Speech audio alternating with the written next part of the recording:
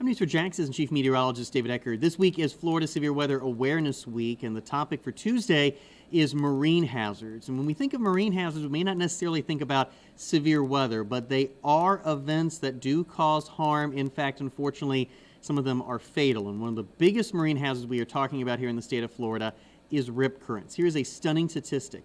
More people die from rip currents in the state of Florida every year than from tornadoes, hurricanes, and thunderstorms combined. It is a very, very dangerous and oftentimes fatal event here in the state of Florida. And so we're going to go over what a rip current is and some other beach hazards that we have to deal with here across the state of Florida, especially as we move into the summer and fall months. So of course, with rip currents, we're actually talking about something that you can't see. It's oftentimes called the hidden danger. So what really happens is water begins to pile up during what we have an onshore wind, or when winds are blowing from the sea in towards land. Well, what ends up happening is that water has a tendency to want to float its way back out into the ocean, and so it finds little areas where there's a break in the sandbar, or little areas where there's almost a dip in the base of the seafloor that allows that to develop. These are very, very hard to find because what ends up happening is the rip current will continue to work its way out while the actual wave activity continues to work in more of a circular fashion. So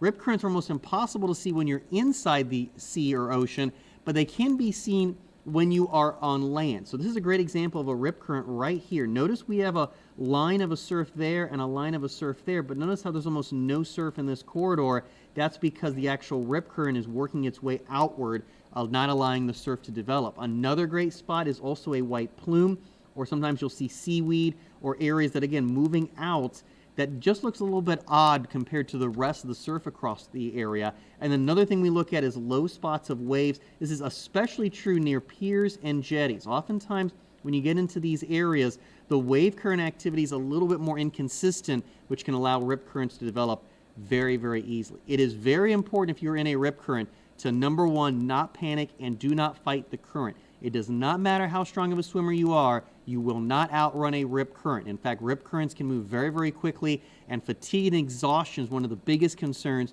when dealing with a rip current. What you want to do is swim parallel to the shore and try to escape the current. I know that kind of seems counterintuitive, but we don't actually want to get directly to the shore quickly. We want to swim parallel to get out of the rip current, and if you can't escape, try to float or tread water. This is also why it's very important, this right here, to stay near lifeguard towers during elevated rip current threats. Lifeguards are trained to deal with rip currents, and if you need assistance, be sure to call or wave towards the lifeguard tower.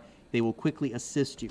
Some other beach hazards and marine hazards we have to deal with out there. One of the bigger ones, unfortunately, is high wave activity. If you are boating, small craft advisory means recreational boating is strongly discouraged. Gale warning, you really shouldn't have the boat anywhere. You need to just remain it in port. When boating, don't let storms cut off your route to land. Know the forecast and know if there are storms in the forecast, how quickly you need to get back to land in the event a thunderstorm develops in your area. Also be sure to have a VHF radio on board your vessel as well. And at the beach, be aware of those beach flag warnings. We sometimes don't think about those much.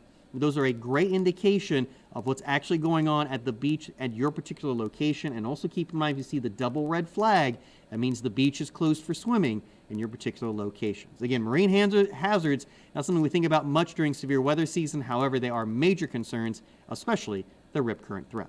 I'm Assistant Chief Meteorologist David Eckert for Channel 4, the local station.